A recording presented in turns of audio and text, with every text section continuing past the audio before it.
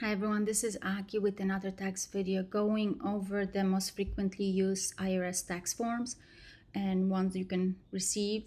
We're going to go over the Form 1098-T tuition statement, which reports qualified education expenses that either you paid on behalf of your child or your child paid if they're not a dependent, if they're college student, university student, maybe even they go to vacational institution.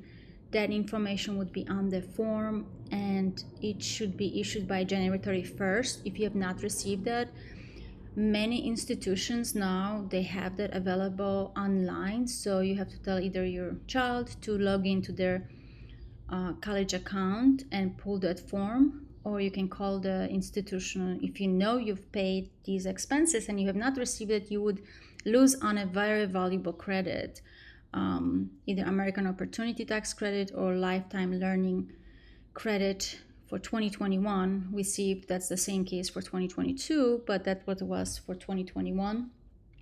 And that information actually goes to Form 8863, which calculates the amount of education credit. So we will go over the 1098-T. I just want to show you what happens to the information from 1098-T.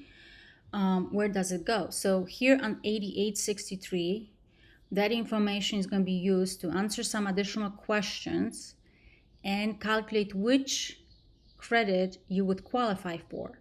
Now that information from the 8863 then, I know, to make it interesting, can go to Schedule 3 for Form 1040, like Education Credit Form 8863, the non-refundable credit part. So that part is a part basically that would only reduce your tax liability up to zero. That's called non-refundable. That means it cannot be a refund, that part of the credit. But there's some parts of the education credit, the American Opportunity refundable part of the credit, which is 40%, that could go on 1040 in line 29 for 2021.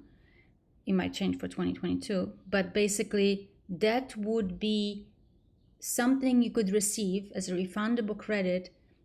Even if you have no tax liability, you could receive it as a refund up to, for the American Opportunity Credit, it's up to $1,000. So let's say if you're a college student, you're not a dependent, and you qualified, for this credit, and you didn't really make much income, so you really didn't have tax liability, then you could receive as a refund up to $1,000, if you qualify for all the other criteria for the credit that we will go over. But so that's very important, to have this information. So again, 1098-T, that information goes on 8863, which calculates the different credits. That information flows into Schedule 3, splits the non-refundable part, which would just go on against your tax liability, versus refundable part that would also be on your 1040. That could go even if you have zero tax due. So let's go over some of the information that's on the 1098-T. Now we went over what's listed here, the institution, the student name, and the address where it's being either sent or being available online. Now box 1, this box basically shows the qualified education expenses such as books, student tuition fees that was paid to the institution. Now this amount does not necessarily mean includes everything.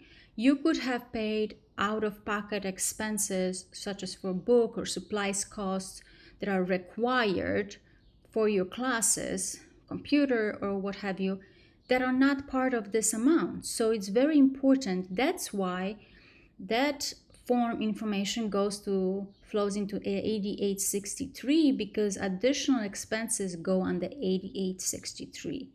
So it's important to know that it might not be the entire amount you paid. So if you think this amount is not correct, you want to go to your bank statements, the college financial account that you have with the college to check how much you actually paid for everything, to keep track of it and make sure you include everything that can be included. So you cannot include things like room and board, travel expenses, athletic expenses, and so etc. So that's important to know.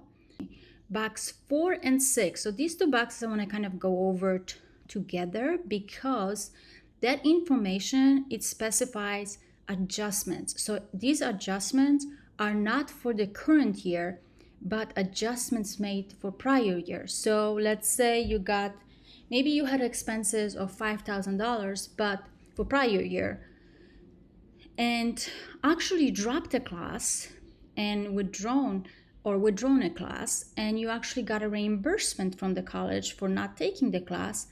So even though you had the $5,000 in prior year in expenses and you claimed credit on that amount, now your expenses should be reduced. So maybe you have to amend your tax return. For box 6, that's adjustment for scholarship and grants. So maybe you, instead of getting like the $6,000 in scholarship, you actually had to return some, or there was some adjustment and you got less in scholarship. So maybe you actually would be able to claim some of the education credit that you didn't because the scholarship covered your entire expenses. So it's very important to look at that information and maybe compare it to prior year. And many tax softwares now, they have this option where you can just log into your account that you used, to file your taxes, let's say if you did it yourself. Or if you go to the tax preparer, you can just go to them and provide that information, and they would put that in, or you would put it in, and it would show you whether it would benefit you to amend. So you would just click amend, you put that new information, and it would tell you if your tax refund or tax liability would be changed. Now, box 5, these are scholarships. Scholarships that are provided during the year, the current year. And this would reduce the amount of expenses that you can claim for the education credit. Now, there's some caveats to that. Because let's say, if your scholarship, like in our situation here, is higher than our expenses, then you would say, okay, maybe some of it could be taxable and it would have to be included in taxable income. Now, we also want to mention that the expenses in box 1, as we said before, it would not include necessarily all your expenses. So that $5,500, it might be actually $7,000 because there's some expenses that were not included in that box. So that scholarship could cover it. Now, each scholarship could cover certain things. So you have to check on your scholarship because some scholarship could cover only tuition and required expenses, but some could also cover maybe room and board. So in that situation, maybe to your benefit would be actually to claim some of this tuition and grants against as income, and then only use partial of it against your education expenses. So in IRS, actually in the publication 970, they talked about this. They have a tip here that says, you may be able to increase the combined value of an education credit and certain educational assistance if the student includes some of all the education income in the year it's received, because the students might not have much income. So even if they include some of that scholarship as income, they might not even have to pay taxes because it depends on the standard deduction. I mean, it's like over $12,000. So if it's less than that, they might not even be required to file, and at the same time could use some of the educational credits that's refundable. Now, box 7, that's basically showing if some of the amount that you paid in box 1 is actually for the current year. It's not for the prior year, but actually maybe you paid some of prepaid almost for the current year. So that information would be there. Now, box 8 and 9 are important in regards to which education credit you would qualify for. So let's go to some of the information. So on IRS website, I'll link it in the notes. This is a list for 2021, the 2 education credits and comparison. But basically we have the American Opportunity Tax Credit and the lifetime learning credit, and there are big differences between them. The American Opportunity Tax Credit, it's up to $2,500 per eligible student. That means if you have 2 children that are in college, if you paid enough in expenses for each of them, you could claim that credit for each of the students. And in publication 970, we have the information on the AOTC. You can claim 100% of the first 2,000 and then 25% of next 2,000 for the AOTC.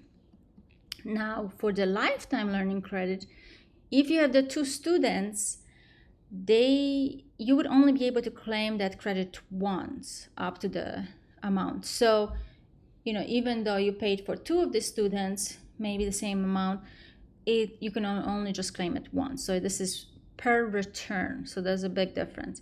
Now, AOTC, another thing here that we mentioned briefly, is 40% of it, it's refundable. So 40% of 2,500, that's 1,000. So up to $1,000, as I mentioned previously, you could receive as a refund, even if you have 0 tax due. So that credit goes against how much you have tax liability, but if you have 0 tax liability, up to $1,000 of that credit could be paid to you. So one thing to mention is also American Opportunity Tax Credit, because it's so valuable. It's reviewed very carefully by IRS, and if you claim it incorrectly, you could be banned from claiming that credit from 2 to 10 years. So it's very important making sure that you have all the information that's required, and I'll show you what you will need. Now, here are the limits, income limits. So you have to know that for 2021, these were the income limits. But basically, if your MAGI is above these amounts, you would not be able to claim them. So it's like really middle income families, often when there's married filing jointly, they might really be phased out of these credits. So it's important to note that. Now, if you are filing separately, you cannot claim any of the education credits, and you can't claim them if you're dependent. So if you're a college student and you're not a dependent, you can claim the credits. If you're dependent, your parents can claim. So you're not losing it, but you can't claim if you're dependent. Now, you can only claim the AOTC for 4 years of undergrad study. You have to know that if you start school in fall in 1 year, you will overlap. It's going to be actually 5 calendar years. So you can actually choose which year it's more beneficial to you. Maybe in 1 year you got more scholarship, in another year you didn't. So you want to compare that. You can always, claim the lifetime learning credit, because that one doesn't have a limit of the number of years you can claim it for, but it has the limit of the number of time per return. So like we talked about it before. Now for the AOTC, you must be pursuing a degree, versus in the LLC, it could be a class for a job, maybe, graduate study and so on. For the AOTC, you have to be enrolled more than half the time, and that definition is based on your institution. You can't have any felony drug convictions, and for the LLC, we don't have these requirements. And the expenses, qualified expenses, are the same for both. So tuition, books, supplies that are required for school, maybe computer, but not room and board, not travel, not any extracurricular activities that you have at school, and so on. Now, as I mentioned, I will show you this form that kind of lists of what kind of documents you may need to support. You may need to provide to IRS in case, let's say, they question you claiming the credit. So what happens, let's say, if you don't receive the Form 1098-T, and you should still put that information that you will qualify for the education credit on 8863 to calculate the credit, and basically say, I didn't receive it, I called the institution, all that stuff. And so IRS may say, well, can you prove it?